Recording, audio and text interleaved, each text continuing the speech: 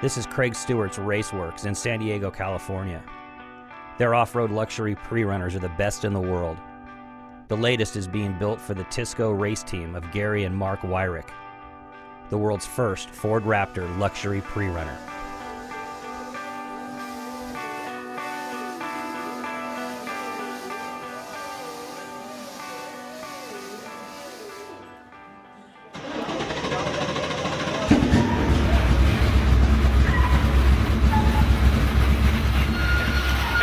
What's happening right now? Boys are picking up the new truck. Kind of exciting.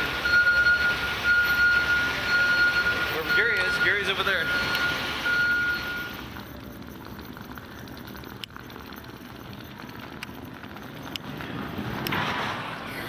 Oh man. Craig does the best work. I mean, he builds the best pre-runner in the whole sport, and it's just amazing. I mean, oh man, this thing is so nice. I got my son here, and there's my brother and his wife and kid, and I'll take all these guys out tomorrow for sure. This thing is so awesome. Our valet Javier isn't having a typical night. You see, he was a drag racing fanatic before all this, but now things have suddenly changed. And as Gary takes his truck out into the night, people are wondering just what they saw. One thing's for sure, whatever it isn't just a Ford Raptor.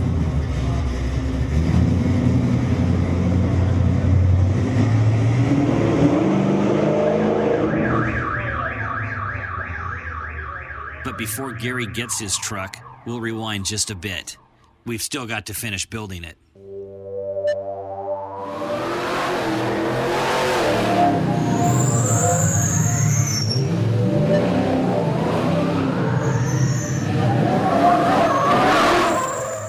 The neighborhood usually knows when Craig Stewart arrives at work. Here in Santee, California, the final push to get Gary Wyrick's pre-runner assembled and out to paint is in full effect. We got a week and a half, maybe 2 weeks to get this truck to paint. Right now we're just finishing up the dash. We're getting the rear bed sides on. We've hired in 2 other guys, and we'll put 4 guys on it to put it together. And that's about all you can do anyway. We have every sub-assembly already pre-assembled. We just really need the engine to finish the front of the truck. Mark's truck lurks in the background, not far behind. And as they wait for an engine, Gary's dash assembly will come to life. I'm working on the dash here on the Wyrick's pre-runner trucks. They're Raptor trucks, Ford Raptors. Overall, you'll spend a month in this area of the truck. And what we're trying to do in these particular instances is simulate the Raptor style, not only in the exterior in the fender design, but also in the interior in the dash design. So it has the same appearance as a Raptor that's just maybe on steroids. The best way we think to approach these pre-runner trucks is to put all steel. Steel in the floorboards, steel in the firewalls, steel in the dashboards, because then it's all a welded, solid assembly. You don't have the air leaks, you don't have the exhaust leaks through the car. It's easier to seal them for heat. And once the chassis is painted and it's undercoated and rhino lined and sound deadened, it becomes a very nice, tight cab. You can see you have access through here to get to the brake assemblies, to get to the master cylinders. There's a circuit breaker panel down here. We try to make these sections of the dash removable so that you can service it easily. We found that in the past when we tried to make one-piece dashes out of aluminum or something like that, that they're not easy to service. And because they're aluminum, they have to be riveted in or screwed in or Zeused in or bolted in, and they tend to get loose and rattly. These are a lot more solid.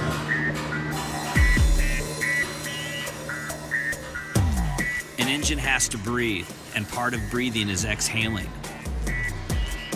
Guys like Bob Butler make sure every twist and turn in these custom headers works seamlessly with the engine's heartbeat.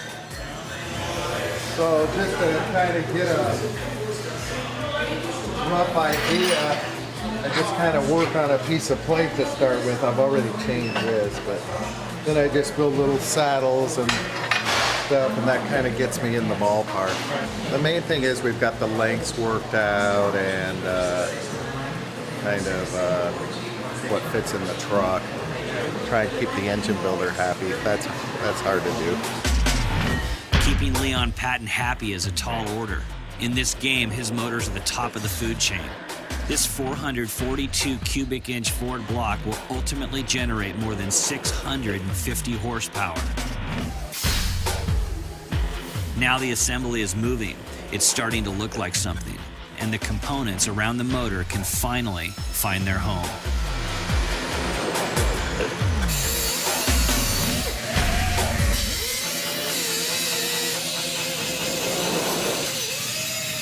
We have to mount about 10 items around the engine, power steering reservoir, all the coolant reservoirs.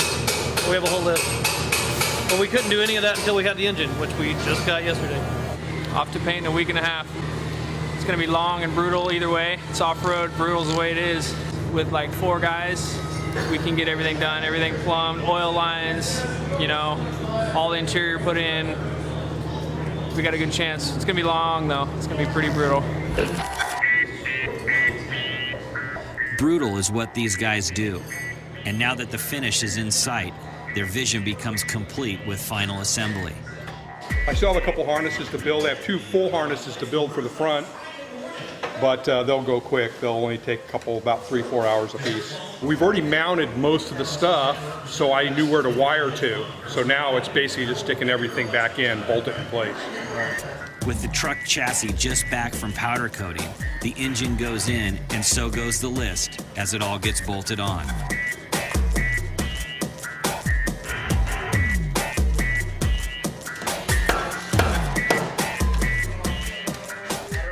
Alcon brakes, Rancho transmission, Fox 4.0 bypass shocks with 3.0 coilovers, Lawrence 10-inch GPS, Garmin with satellite radio, BF Goodrich tires, a Ron Davis radiator, and the list goes on.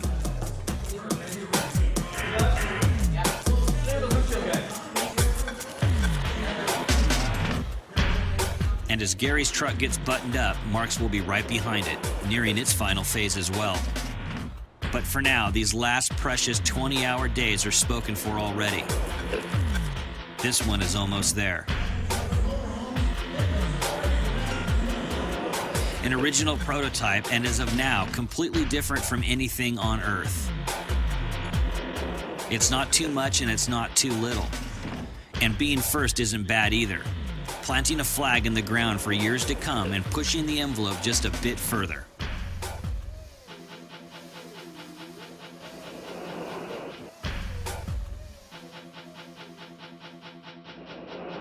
In fact, we're even talking about, we like it so much that we're talking about having him build us a trophy truck.